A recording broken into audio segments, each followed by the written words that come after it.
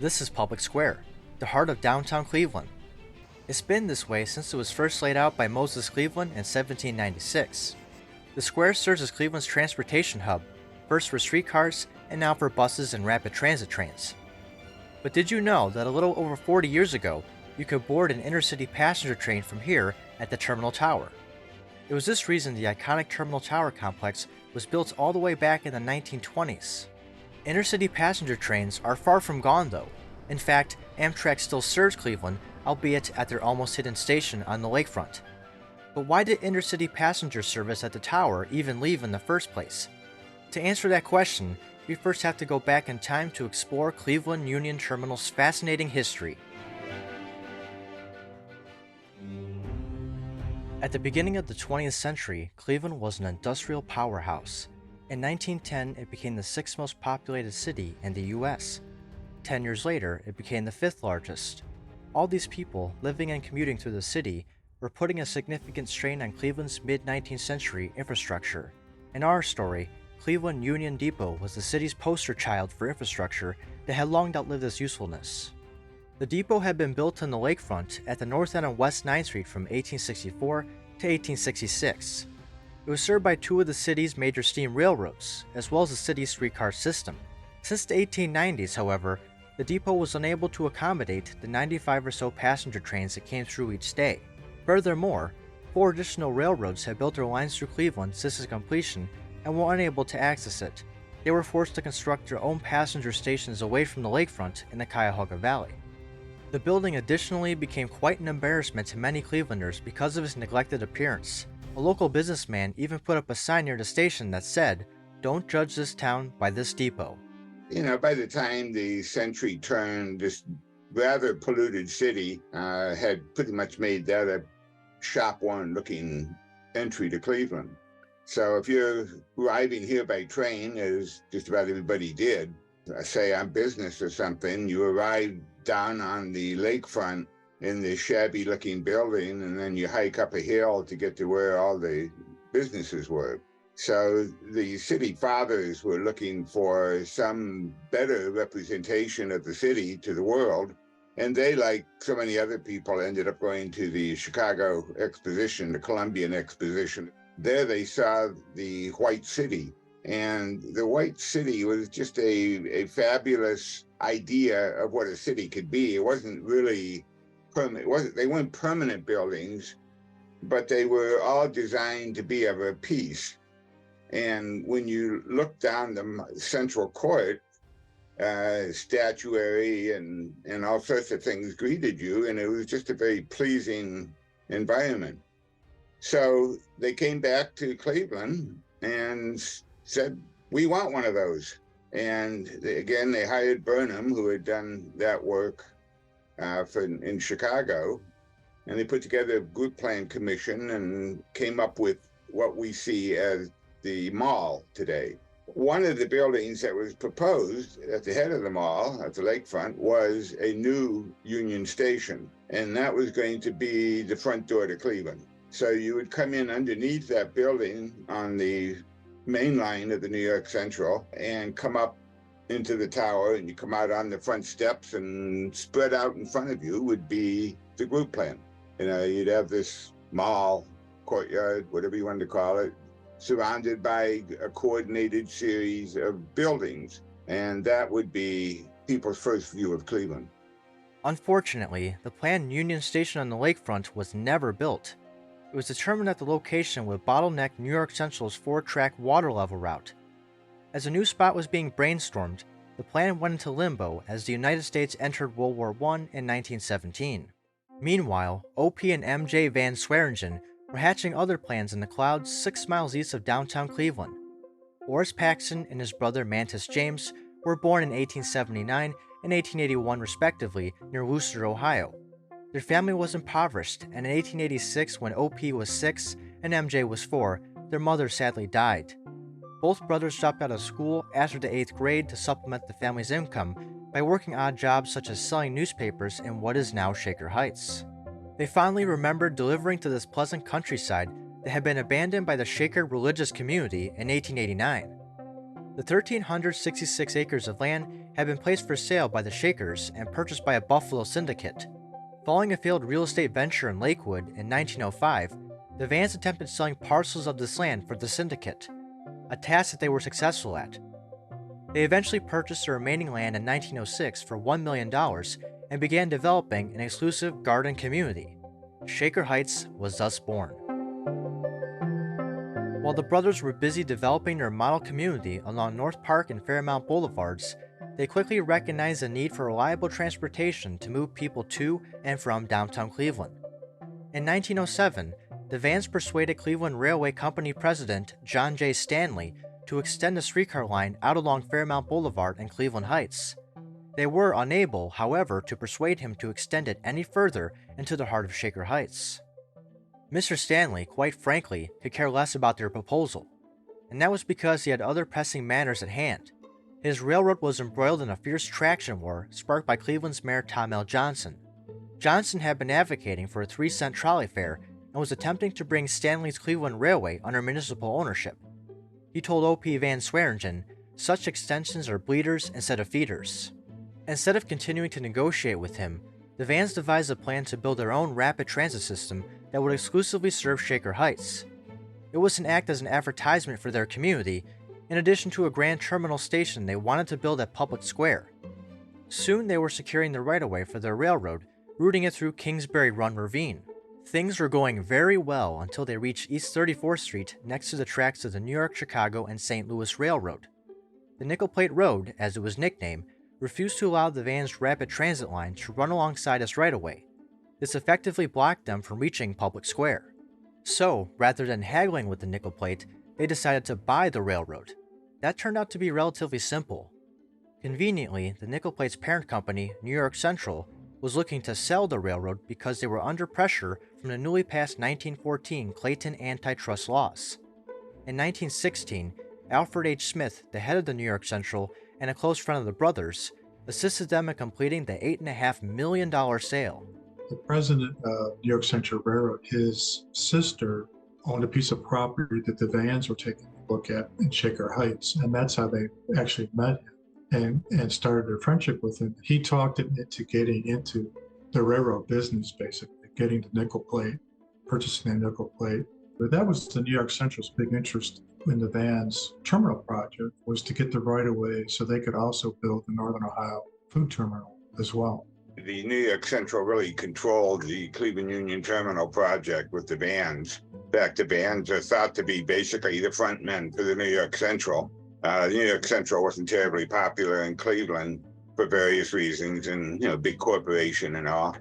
Soon, one by one, the Vans began building their railroad empire by purchasing or acquiring controlling interests in many railroad companies, including the Chesapeake and Ohio, the Erie, Pere Marquette, and Wheeling and Lake Erie. Concurrently, they also began acquiring land on the southwest corner of Public Square for their railroad terminal. The first word of their project was made public in 1918. In order to make it a reality, the Vans needed it to be approved by a popular referendum, changing the location of Union Station from the lakefront to Public Square. The public was enthralled by their dream, and on January 6, 1919, the referendum was approved by voters. There was a big campaign from the Vans. They had reduced a lot of material that they distributed to the public to support that location. They saw the terminal as more than a railroad station, where the city saw the site at the end of the mall as really a railroad station. They had this big vision of air rights and a hotel and stores, department stores, all those things that wound up developing at the terminal that probably on the lakefront wouldn't have made a lot of sense. So they had a grander, bigger version of something other than just a train station. Between 1920 and 1923, the largest construction project in Cleveland's history was underway. Some 1,000 buildings, including the Central Police Station, small businesses, rundown hotels, and brothels were demolished to make way for the complex. Several streets, including Champlain Avenue, Long Avenue, and Howe Avenue, vanished as the 104-acre site obliterated them. Mountainous tons of dirt were excavated by steam shovels as they ripped into embankments and hills to level the site. Tunnels were dug for the terminal's underground station. Retaining walls and bridges for roads and railroads were also constructed to allow rerouted traffic to access the station. The excavation that was involved for that was greater than that for the Panama Canal. And the amount of money that they spent on it was, I believe, $179 million. That's in late 1920s dollars, which would be close to $2 billion today.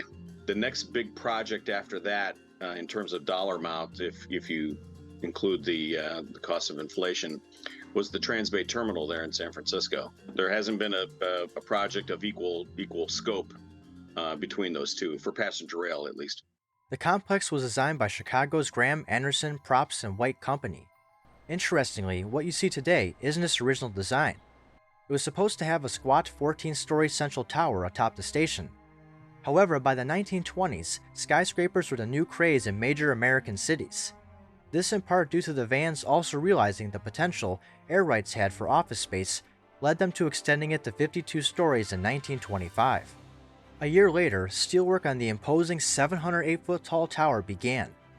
16 caissons for the tower's foundation had to be sunk and anchored 250 feet below ground to bedrock. When it was fully completed in 1929, the terminal tower was the tallest building in the world outside of New York City, and it remained so until 1953. The entire complex, dubbed a city within a city, was comprised of 8 interconnected buildings: the Terminal Tower, Union Station, Hotel Cleveland, Higbee's Department Store, Midland Bank, the Medical Arts and Builders Exchange buildings, and finally the Post Office. About anything you wanted to do could be done on the property. It's kind of like a cruise ship or a resort hotel in that regard. You know, you come in on a train from someplace and you come up through the terminal and there's barber shops and restaurants and shoe shine places and, you know, everything you could probably want as a traveler right there before you got out into the city at all.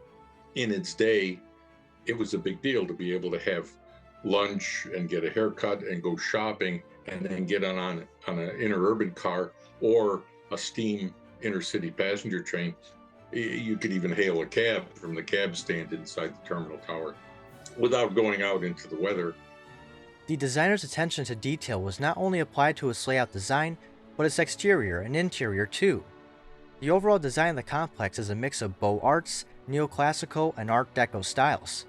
When you walk towards the terminal tower's main entrance on Public Square, you're greeted with this impressive colonnade. As you continue inside the main lobby's portico, take a look at its stunning barrel-arched ceiling with octagonal coffers. There are also 7 murals painted on the inside arches by Jules Guerin. One other unique feature of the terminal tower is that the Van Sweringen brothers had a private multi-level residence built in it. This hidden place is something that not a lot of people know about and is off limits to the general public. After some emailing back and forth with K&D Management, the terminal tower's owner, I managed to arrange a private tour. So come along as we go check out what was once the brothers' home away from home. As you first walk into the room, you're greeted by its palatial oak paneling made from trees from England's Sherwood Forest. The suite was designed in the English Gothic style and originally consisted of 10 rooms on the 12th through 14th floors. These rooms included 3 dining and meeting rooms, 4 upstairs guest bedrooms, and a 2-story library and living room. However, only 5 of the rooms on the 12th floor still exist, as the rest were later converted into office space. This first space we're in now is the suite's boardroom. During the height of the Van's railroad empire, they would hold lunch meetings here. Quick fun fact, right outside this room is where the terminal tower's peregrine falcons nest on a ledge overlooking Public Square. The next room we're in is the suite's kitchen. This was never here originally though. It was added by the Chesapeake and Ohio Railway in the 1940s when they wanted on-site food service. Another change done to the suite around the same time was having its interior redesigned by interior designer Dorothy Draper. Her work can be seen in the green room, with this green wallpaper that has Chinese-style landscape paintings. Dorothy also redecorated the C&O Railway's Greenbrier Hotel in West Virginia around the same time she did the Greenbrier Suite. That is how the suite got its name. But by far the most captivating room in the suite is the Great Hall with its vaulted ceiling and stone fireplace. The living room is a smaller version of the Van's ship room at their Daisy Hill estate in Huntington Valley. When the Cleveland Union Terminal was officially opened with a dedication ceremony on June 28, 1930, the reclusive Van Sweringen brothers were not present. Instead, they stayed at their Huntington Valley estate and listened to the event on WTAM radio. Any joy the brothers had was short-lived, as clouds were on the horizon. The 1929 stock market crash and subsequent Great Depression collapsed their estimated $3 billion railroad and real estate empire one company at a time. Mind you, the railroads they controlled were all bought on credit. In May 1935, they defaulted on $48 million in loans that had been called by the banks. During a brief attempt to regain control of their empire, MJ died suddenly in December 1935. OP was devastated and never recovered from his brother's death. He was so devoted to his brother that every morning after, he regularly lit the lamps in MJ's office and turned them off when he left. Not even a full year later, OP died on board a train near Hoboken, New Jersey in November 1936. Both brothers are buried side by side in an unassuming grave at Lakeview Cemetery. While the Vans chapter at the Cleveland Union Terminal came to an end, they left Cleveland with a landmark that quickly became synonymous with the city itself. The Terminal Tower has been the symbol of Cleveland. In fact, that exhibit we did a couple years ago at the CSU Galleries brought up the topic of what was or what is the symbol of Cleveland. The fact that you could see it from anywhere in town was important. Coming in from the outer suburbs, especially the ones on the east and south that tended to come down off of a higher elevation, you could see the skyline down there kind of sketched out, and then all of a sudden there's this tower stuck up there, way above everything else. I mean, it was literally a needle sticking up in the sky, scraping the sky, so to speak. If somebody was new to town and you were directing them, people would direct them to, all right, well, you go to Terminal Tower because it's the center of the city. Everything else radiates out from it. If you use that as your reckoning point, so to speak, then you know what direction to go. The lakefront is this way, the east side of town is that way, the south side, the west side. It's almost like the center of a compass. For over 40 years, the terminal complex thrived and saw immense railroad traffic with constant movements in and around the station.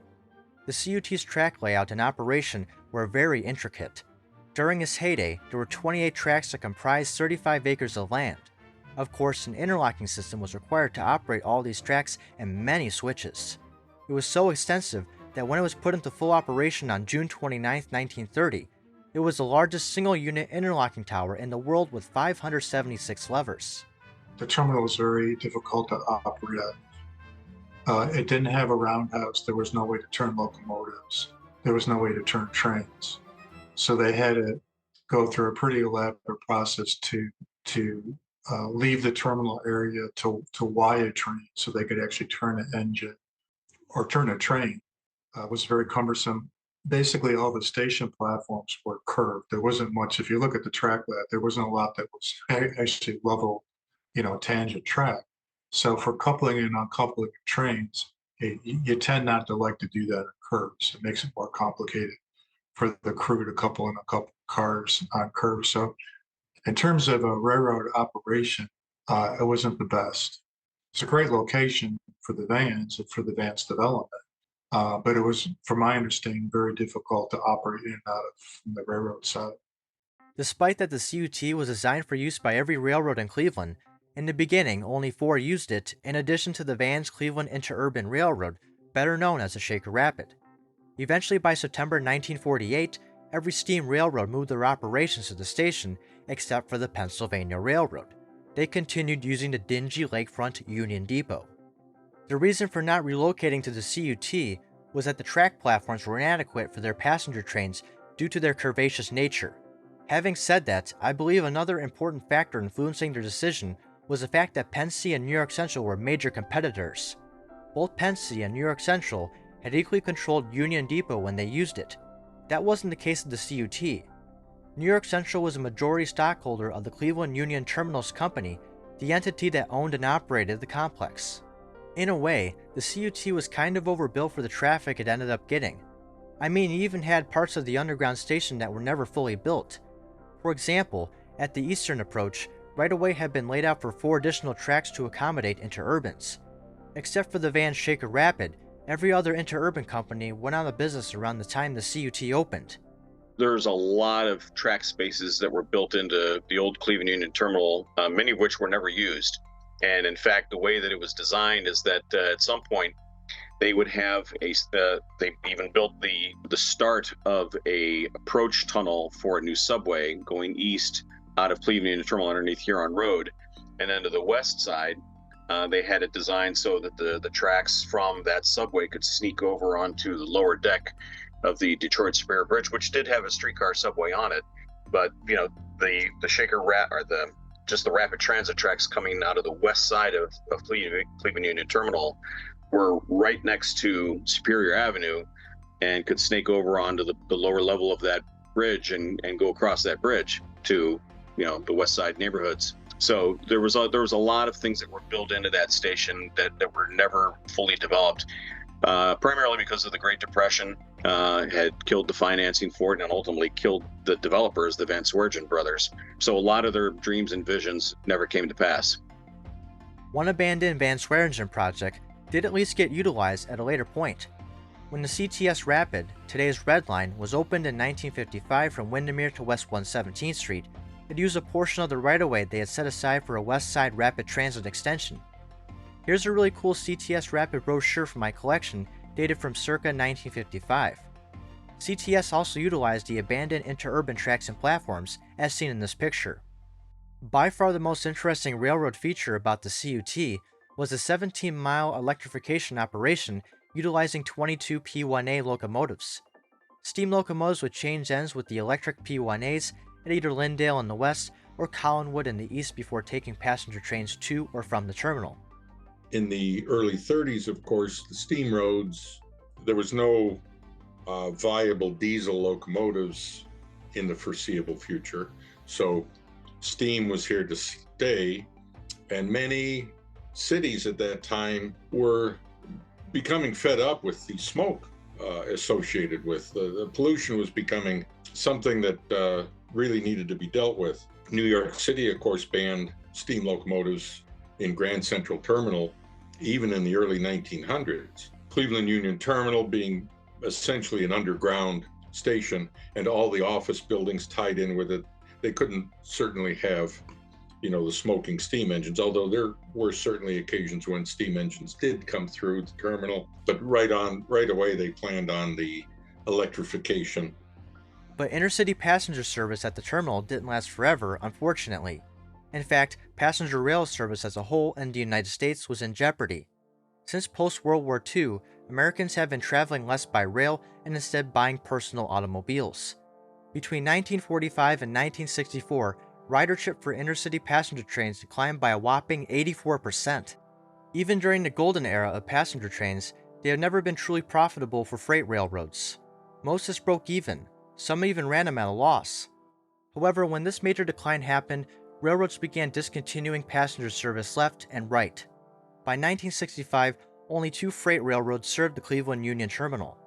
Though those big steam engines and CUT electric locomotives no longer pulled passenger trains, diesel was a new, cheaper technology. In 1968, the New York Central and Pennsylvania Railroads merged to form the Penn Central Transportation Company. Just 2 years later, Penn Central filed for bankruptcy. It was the largest U.S. corporation to go bankrupt at the time. This event prompted Congress and President Richard Nixon to pass the Rail Passenger Service Act, effectively establishing Amtrak on May 1, 1971. Amtrak took over almost every intercity passenger train in the United States, including Penn Central's. Cleveland was originally left out of the Amtrak system to begin with. And then a couple of weeks after Amtrak started on May 1st, the states of New York and Ohio agreed to pay for the first state-supported train called the Lakeshore, not Lakeshore Limited, just simply Lakeshore, and started it up on the New York to Chicago route and ran it into Cleveland Union Terminal. And at that time, the only other train serving the terminal was a commuter train going to Youngstown. By the summertime, Amtrak was having to pay the costs of serving that station, which was privately owned. And, there was a lease cost associated with that. And they didn't want to pay that, so they moved it out of there. And I don't remember the exact date of when that happened, but it was mid to late 1971, and so they began serving basically a gravel lot in the flats by rerouting the train along the lakefront and then backing in and out of this connecting track in the flats and serving that spot as the train station for Cleveland. New York State didn't continue their funding support for the train, so the train was discontinued in January of 1972. And then when there was an experimental route that started up in 1975, the New York to Chicago route, along with the Boston section out of Albany, was started up, Lakeshore Limited. And Amtrak didn't want to go into Cleveland Union Terminal again because of the costs, and they'd have to spend a ton of money to fix up the track, which hadn't been used in several years, just for one train a day in each direction. They said, we'll just spend $1 million on a prefabricated station on the lakefront. And that's where it's been ever since. While Amtrak chose not to return to the terminal tower, Erie-Lackawanna soldiered on as the final freight railroad to use it. In 1976, the company was absorbed by the U.S. government along with the bankrupt Penn Central to create Conrail. Erie-Lackawanna itself had also been bankrupt since 1972. The last Youngstown commuter train to leave the terminal tower occurred on January 14, 1977. Subsequently, in 1978, tracks 11 through 32 were filled in and paved over to create a parking lot for the remaining stores, offices, and restaurants. But by the 1980s, the overall Cleveland Union Terminal complex was in serious decline. In addition to intercity passenger trains leaving, shops inside the terminal were also closing. In 1976, the attached Hotel Cleveland declared bankruptcy, and in 1982, the U.S. Postal Service vacated this building. The terminal got kind of run down. It got kind of dirty. There were a lot of, I guess, what we would call homeless people today. Alcohol dependent people, I guess, would be the proper term. And it got kind of seedy in the terminal, particularly at nighttime. And it started really kind of smelling because people were using it as a restaurant. It was pretty nasty. In 1972, in an effort to revitalize the CUT, Cleveland lawyer Sheldon B. Guerin proposed a mini-city called Tower City. The project was quickly derailed by political squabbles and disagreements over land acquisitions. There were also disputes over who would repair the bridges that support the terminal tower and several city streets. Nevertheless, things began to move forward in 1980 when Forest City Enterprises bought a 50% share of Guerin's project. By 1983, they had acquired all of the Cleveland Union Terminal's land and buildings. Instead, they envisioned turning the train station into a mixed-use development. Forest City Enterprises bought the Cleveland Union Terminal's property in the early 1980s and requested a lot of public sector support to rebuild those bridges. And the bridges are Huron, Prospect, West 2nd, West 3rd, and I believe West 6th is the other one. Those are shorter streets. They're the West 2nd, 3rd, and 6th. But still, a lot of expense involved there to rebuild everything below street level. A lot of salt seepage down there, a lot of rust, a lot of falling plaster into the old terminal itself, and needed security down there because there were people sleeping down there that shouldn't be sleeping down there, and so a lot of investment was made by Forest City Enterprises in the 80s just to clean it up. That's even before they did Tower City Center. Tower City Center encompasses 27 acres and features a 3-level, 360,000 square foot shopping mall that boasted 110 stores when it opened in 1990. The mall was built in the former steam concourse of the railroad station and had to be extensively renovated. Ramps leading down to the station platforms from Public Square were removed, including the vaulted ceilings of the central steam concourse, which were replaced with one huge skylight. Despite these major renovations, you can still find many historic relics from the bygone railroad era scattered throughout, like this bronze train directory that was mounted at the track gate stairways. Many of these gates' brass stairway railings were also repurposed throughout Tower City. Of course, not all trains have left the terminal tower. The Greater Cleveland RTA, which took over the CTS and Shaker Rapid lines in 1975, continues to serve Tower City. It serves as the RTA Central Station, and it has been extensively renovated several times over the last 40 years. While I wasn't alive when intercity passenger trains still stopped at the CUT, I have many fond memories of taking the Rapid down to Tower City when I was a kid. I remember being intrigued by the unused catenary structures and abandoned railroad tracks as the Rapid got closer to downtown Cleveland. My favorite part, though, was entering those tunnels off Ontario Street during that brief moment of darkness while descending to the underground station. However, intercity passenger train service at the CUT could very well return in the near future. In 2021, Amtrak proposed a plan that would increase the number of trains going through Cleveland by 11-fold, One of these proposed trains would serve the 3C and D corridor, reuniting Cleveland by rail with Columbus, Cincinnati, and Dayton. Rail advocacy groups like All Aboard Ohio are taking this opportunity to encourage Amtrak to move its lakefront operations back into the terminal tower. The inadequacy of the lakefront primarily is that it has one track to serve the station.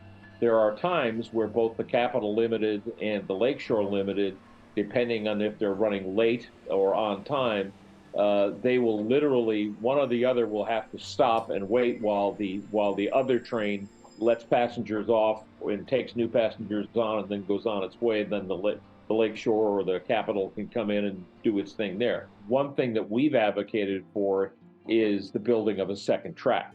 And so this way you don't have that possibility of a conflict. And if Amtrak is going to expand on the way it is, the way they're looking at, which is, multiple trains a day, trains coming through in the daylight, not just coming through in zero dark 30 hours. There's going to need to be more trackage. There's going to need to be, a better facility, one way or the other, whether that's on the lakefront or in Tower City. We're looking potentially at an increase, of probably from 2 trains a day, which we have now, 2 eastbound, 2 westbound, to probably as many as 20 or 22 trains a day. If it goes to a full-blown expansion that Amtrak has envisioned. So whatever site Cleveland chooses is going to become the epicenter for passenger rail in northern Ohio. But if Cleveland does decide to bring Amtrak back into the CUT, how will it access the station? Aside from the removal of all intercity railroad tracks, numerous obstacles such as parking lots, buildings, and the Carl B. Stokes Courthouse obstruct access to Tower City. Some of the changes that are happening down there at Tower City Center, particularly between Tower City Center and the river, things are being moved around and are going to be moved around. And that includes Canal Road, that includes the demolition of the Sherwin-Williams Research Center that's been down there. And as long as we're moving stuff around, we thought, here's a chance to use this fluidity to our advantage. If you shift some track spaces around, really all you need to do is get a couple of passenger rail tracks in there in order to have good, capacity. And if you run the trains through the station, you have tremendous amount of capacity because nothing's going to be sitting there for an extended period of time. It stops, loads and unloads, scoots out and goes to wherever it's going, whether the next city or maybe over to a rail yard out beyond the terminal limits to wait out its next run. The light rail and red line, it's called CTS Rapid. So the light rail and the heavy rail stations were separate down there, and they moved everything into the heavy rail station site and even took over a passenger rail track for this new RTA station down at Tower City. The old RTA Shaker Rapid station, the light rail station, is still down there. It's sitting there, unused, except for when they had to redo the tracks through the existing Tower City station. They temporarily used the old Shaker Rapid station as a detour, as a backup. The constraints are primarily on the western side of Cleveland Union Terminal and involving the viaduct over the Cuyahoga River Valley. So the Cuyahoga River Valley viaduct is 4 tracks wide. It has 2 tracks on it right now for the RTA. It does widen out in terms of the number of RTA tracks there, which they really don't need because they don't lay over Shaker Rapid Transit trains on the viaduct anymore like they used to. They either reverse them inside the terminal or they send them out to the waterfront line, which will be starting up again here this fall. Once you get across the bridge, and if you can shift RTA tracks over a track space or 2, which there is room for it, either by widening the bridge or by using unused track spaces to go underneath Huron Road, you shift over 2 track spaces, you've got your space there for running passenger trains into the terminal, but using the RTA station as the railroad station. Ultimately, the decision where Amtrak stops in Cleveland is still ultimately up to the city, working with Amtrak. I think both the current site on the lakefront and the possibility of going back into Tower City are both good choices. Whether or not Cleveland selects the Cleveland Union Terminal as Amtrak's new station, Going forward, the future of the complex and its history looks bright. Tower City Center, which is now owned by Bedrock Real Estate, intends to invest $3.5 billion in redeveloping the mall and the riverfront behind it. Additionally, K&D Management, since assuming ownership of the Terminal Tower in 2016, has just recently completed the conversion of private office space into over 200 leasable apartments. We're over 95% full here in more than 200 units. So it's the first time anyone's ever actually lived in the Terminal Tower on the scale that we're at now, besides possibly the Van Sweringen brothers, when they had their unit here in the Greenbrier Suite. So now it's mainly just about cultivating this community while at the same time taking care of our commercial tenants that make up the rest of the floors that the residential tenants are not on. It's kind of in our DNA to protect and also just have the utmost care in mind for the historical aspects of each one of our historical residential conversions, right? So Terminal Tower is no different than our past properties. The only difference is that it's an incredibly iconic building. So we have taken even more care with it. And all of the spaces, like the Greenbrier Suite, like the observation deck up here, everything has been just taken care of and made sure that no pieces of history are lost, but just preserved. And the rest of it now is about us planning for the future and how we can better make these spaces available to the public.